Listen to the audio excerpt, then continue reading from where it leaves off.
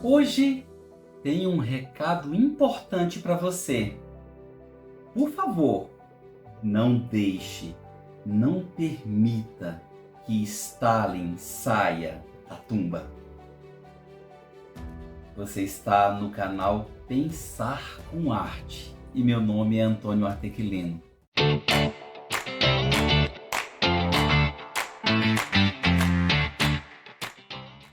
Yevgeny Alexandrovich Yevtushenko foi um proeminente poeta, romancista, ensaísta, dramaturgo, roteirista e diretor de cinema soviético e russo.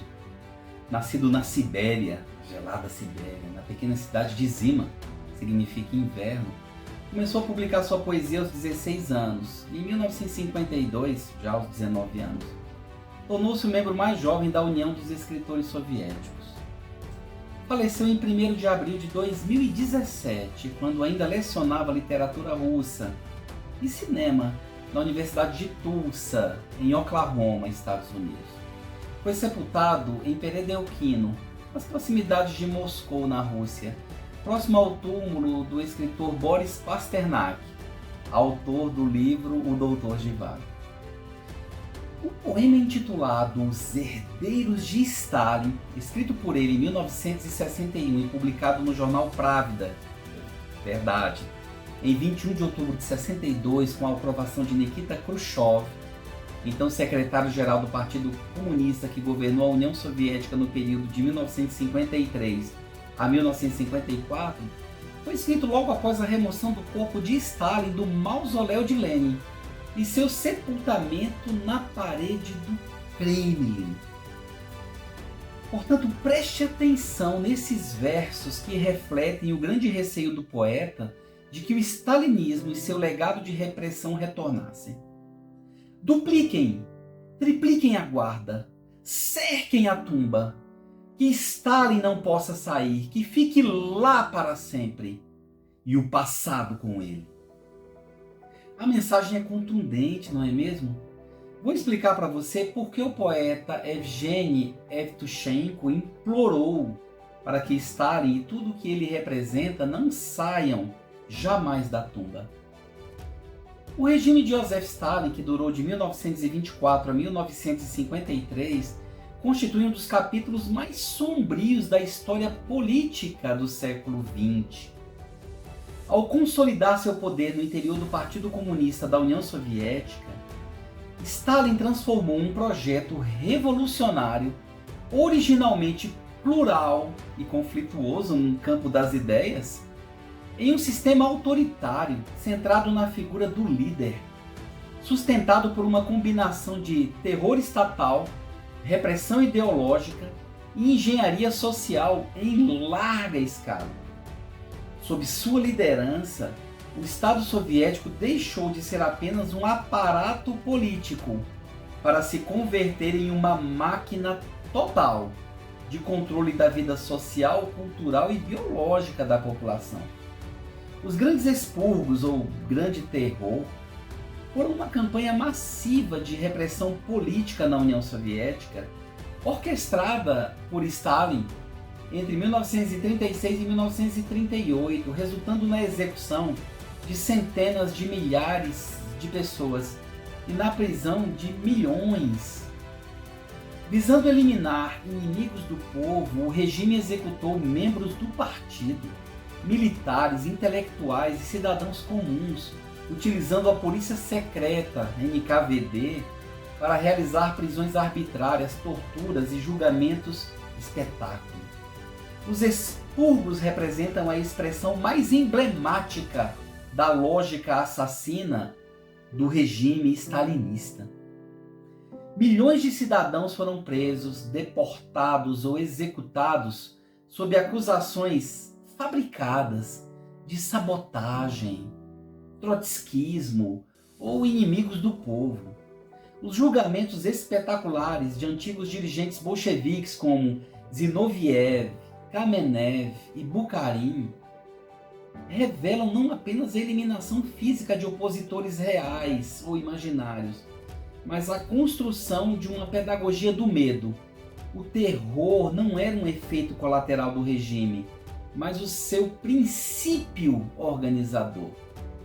A NKVD, Polícia Política Soviética, operava como um instrumento de vigilância permanente, dissolvendo a fronteira entre a esfera pública e privada e convertendo a suspeita em norma social. Paralelamente à violência física, Stalin promoveu uma violência simbólica sistemática. A história foi reescrita, fotografias foram retocadas para apagar antigos aliados das imagens, transformados em inimigos, e a cultura foi submetida ao realismo socialista, que convertia a arte em pura propaganda. O culto à personalidade elevou Stalin à condição de figura quase mítica, criando uma narrativa na qual o líder aparecia como pai da nação, guia infalível e encarnação do destino histórico do socialismo. Nesse sentido, o stalinismo não foi apenas um regime político, foi um sistema de imposição pela força de uma verdade fundamentada na sistematização da mentira por meio do próprio Estado. A análise do stalinismo, portanto, ultrapassa o julgamento moral de um tirano e exige a compreensão de como estruturas políticas, ideológicas e simbólicas podem convergir para produzir sistemas de dominação total. Stalin não foi apenas um homem cruel, foi a expressão extrema de um modelo de poder que transformou a utopia em distopia e a promessa de emancipação da Revolução Bolchevique em mecanismo de opressão. Recordar suas atrocidades não é um exercício de memória distante, mas um imperativo político, pois a história do stalinismo ensina que a violência de Estado, quando legitimada por ideologias tidas como redentoras, tende a se expandir até dissolver qualquer limite ético e humano. Vejamos alguns dados das atrocidades cometidas pelo stalinismo. Vamos lá. Com base na Enciclopédia Britânica, entre os anos de 1931 e 1934, pelo menos 5 milhões de pessoas morreram de fome em toda a União Soviética. Vamos lá. Nos anos centrais do terror, de 1936 a 1938, as próprias estatísticas arquivísticas soviéticas, consolidadas após a abertura parcial de arquivos, apontam 681.692 execuções por sentenças judiciais, que na realidade eram sentenças políticas. O trabalho forçado serviu à infraestrutura do Estado e o sistema Gulag, que nada mais era do que a administração central de campos de trabalhos forçados na União Soviética, foi extremamente cruel. Estimativas baseadas em arquivos apontam que cerca de 18 milhões de pessoas passaram pelo sistema Gulag no período stalinista. Quanto às mortes, uma compilação arquivística sugere cerca de 1.600.000 mortos. Tudo foi terrível.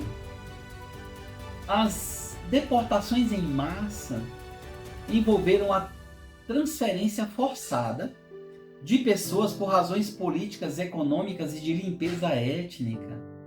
As estimativas acadêmicas indicam que as deportações em massa na União Soviética, sob o regime de Joseph Stalin, causaram a morte de aproximadamente 1.500.000 pessoas.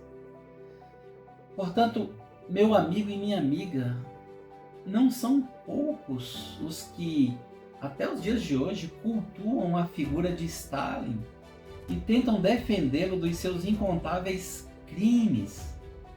Entretanto, a história demonstra com dados, fatos e evidências que Joseph Stalin foi um traidor dos princípios mais elementares da Revolução Bolchevique.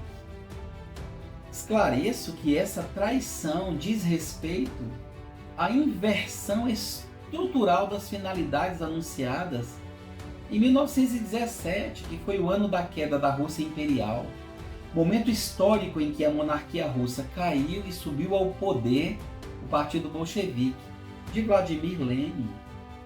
Na realidade, a revolução se legitimava como ruptura com a autocracia e com a exploração do regime dos czares.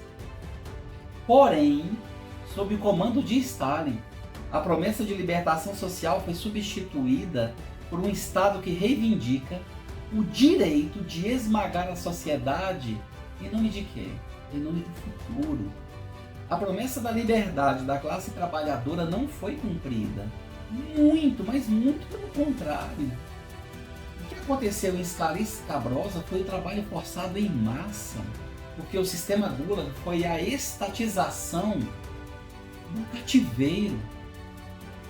Stalin desistiu da verdade revolucionária. Ele fez isso deliberadamente e optou pela mentira institucional em que os processos foram encenados, as confissões fabricadas, a história reescrita e o expurgo de grandes líderes bolcheviques, como os que eu já mencionei, mostraram uma guinada. O regime não tentava convencer, mas produzia uma realidade pela força, convertendo linguagem política em grande instrumento de destruição. O sistema de justiça stalinista operava por meio do terror, chantagem, coerção econômica, perseguição política, aprisionamento, torturas e mortes, isso em larga escala. O método repugnante de fabricação de inimigos a partir de denúncias falsas e julgamentos fraudulentos não passavam de simulacros de um regime absolutamente cruel, desumano e hediondo que permitiu a Stalin aniquilar desde os seus reais opositores aos seus incontáveis inimigos imaginários. Stalin, sim, digo com veemência, traiu a Revolução Russa ao transformar o anseio revolucionário de governo do povo e da emancipação dos trabalhadores na ditadura dantesca de um partido único, comandado por uma elite covarde e subserviente ao ditador Stalin. O Partido Comunista da União Soviética tinha por princípio o compartilhamento do poder democrático, embora na prática, de uma maneira perversa, centralizasse o poder nas mãos de poucos, muito poucos. O poder direto dos trabalhadores foi substituído pela ditadura da burocracia partidária. Os sovietes, que eram conselhos de deputados, operários, soldados e camponeses eleitos diretamente pelo povo, apenas ratificavam as decisões partidárias. Nada de democracia, nada de liberdade. Porque o stalinismo foi uma degeneração dos ideais originais de 1917. Os que ousaram contestar Stalin, como fez Leon Trotsky, foram mortos, aprisionados, torturados cruelmente. Quanto à vitória do povo soviético na Grande Guerra Patriótica contra a Alemanha nazista, no período de 1941 a 1945, posso afirmar na condição de historiador que foi, sem dúvida, um dos feitos militares mais decisivos do século XX. Mas atribuir essa vitória a Joseph Stalin é uma simplificação ideológica que não resiste a uma análise histórica rigorosa. Ao contrário, o ditador contribuiu decisivamente para o desastre inicial que quase levou à derrota da União Soviética pela máquina de guerra nazista. A política de expurgos no Exército Vermelho entre 1937 e 1938 eliminou milhares de oficiais experientes, incluindo 3 dos 5 marechais, cerca de 13 dos 15 comandantes de exército e dezenas de milhares de oficiais de diferentes patentes. Isso desorganizou a estrutura de comando e enfraqueceu a capacidade estratégica do país de se defender. Soma-se a isso uma vergonha, o Pacto Molotov-Ribbentrop, assinado no ano de 1939, que ao dividir a Polônia com a Alemanha nazista, não apenas legitimou a expansão hitlerista, mas também criou uma falsa sensação de segurança em Moscou, levando Stalin a ignorar repetidos alertas da inteligência soviética sobre a iminente invasão alemã. Quando a Operação Barbarossa começou em junho de 1941, pasmem, a União Soviética estava despreparada e as derrotas iniciais com milhões de soldados cercados, capturados ou mortos foram, em grande medida, consequência direta das decisões políticas totalmente equivocadas e inconsequentes do próprio Stalin. Por outro lado, a vitória final sobre o nazismo foi resultado do sacrifício colossal do povo soviético, da resistência social e da capacidade de reorganização do Estado e do exército, muitas vezes, apesar e não por causa da liderança de Stalin. O esforço de guerra foi sustentado por uma mobilização humana e material sem precedentes na história. Pelo heroísmo de soldados anônimos, pela resistência das cidades sitiadas, como Leningrado e Stalingrado, e pelo papel crucial da indústria que foi deslocada para o interior do país. Mesmo as decisões estratégicas mais eficazes do período final da guerra foram frequentemente fruto do trabalho coletivo de grandes generais e planejadores militares, como Georgy Zhukov, Konstantin Rokossovsky e tantos outros, que precisaram contornar o voluntarismo e a interferência autoritária de Stalin. Assim, a vitória soviética não pode ser interpretada como um triunfo pessoal do ditador Stalin, como muitos insistem em fazer, mas como uma conquista arrancada a um custo humano incomensurável que expôs, paradoxalmente, tanto a força do povo soviético quanto os limites e contradições do stalinismo como modelo de poder.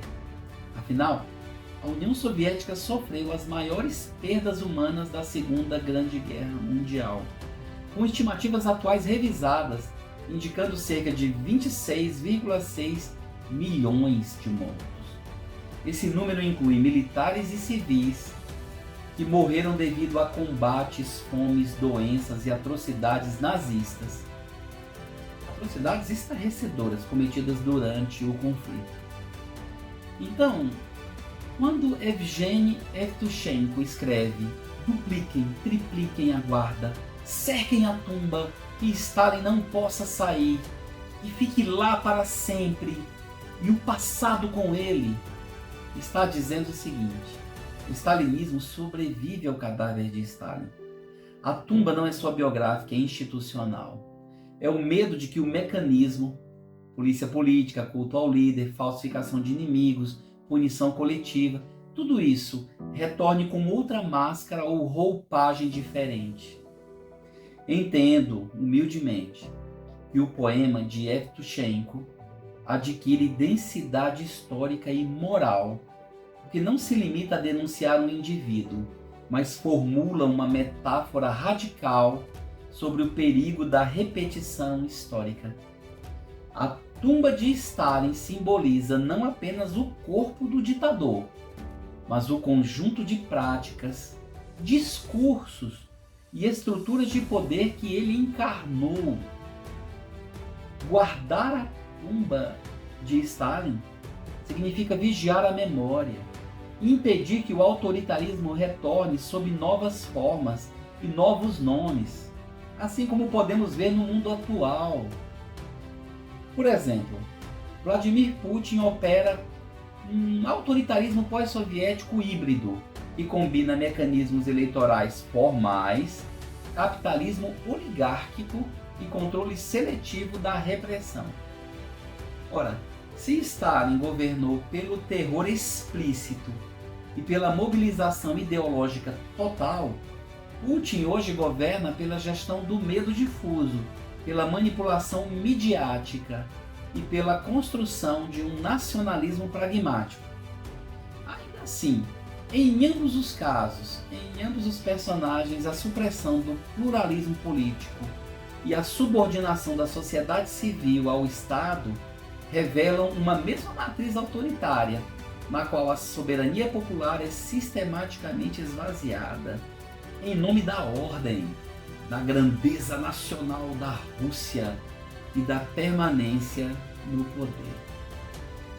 Aliás, Vladimir Putin está no poder desde 1999, como presidente ou primeiro-ministro, sempre revezando, totalizando mais de 26 anos de liderança da Rússia, consolidando-se como o líder mais longevo desde Stalin e com potencial para superá-lo até o ano de 2030. Portanto, peço que reflita sobre uma questão importante. Sob a ditadura de Stalin, que durou de 1924 a 1953, a desunida e atrasada Rússia foi sim transformada em uma superpotência industrial e militar. E esse argumento é válido e é utilizado por todos aqueles que defendem a importância histórica de Stalin. Tive discussões homéricas com colegas na área de história. Contudo, não esqueça que esse processo ocorreu a um custo humano e social incalculável, marcado pela fome, repressão violenta, trabalho forçado, perseguição política, supressão de liberdades individuais e milhões de mortos. Enfim, os versos de Evtushenko revelam uma realidade trágica. O stalinismo não terminou com a morte de Stalin, porque suas marcas permaneceram inscritas nas instituições, na cultura política e na subjetividade social. O passado, longe de ser um tempo morto, continua a assombrar o momento presente.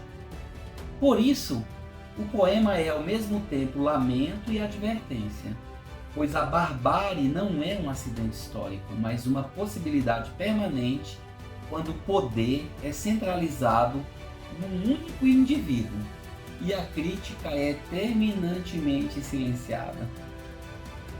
Vou deixar nas transcrições desse vídeo o poema completo, Os Herdeiros de Stalin, do poeta Yevgeny Evtushenko, com tradução do russo para o português feita por Haroldo de Campos. Mas lembre-se, antes de concluirmos, a tumba de Stalin permanece como um monumento paradoxal. Não é apenas o túmulo de um ditador, é o marco de uma advertência histórica. Guardá-la, como pede Evtushenko, significa vigiar permanentemente as formas de poder que, independentemente de qualquer espectro político e ideológico, em nome do progresso, da segurança ou da salvação coletiva, estão sempre prontas a ressuscitar o autoritarismo. E lembre-se, qualquer extremismo, quer seja de esquerda ou de direita, é uma excrescência. Devemos terminantemente rejeitar o extremismo político. E para concluir, gostaria de recomendar a leitura deste livro, Stalin, Nova Biografia de um Ditador. É volume único, escrito por Oleg Khlevniuk. Trata-se de um livro importantíssimo e que vai corroborar tudo o que foi abordado nesse vídeo. Se você gostou do conteúdo, por favor, deixe o seu like. Se não for inscrito, inscreva-se. Vamos continuar juntos. Um grande abraço e até a próxima.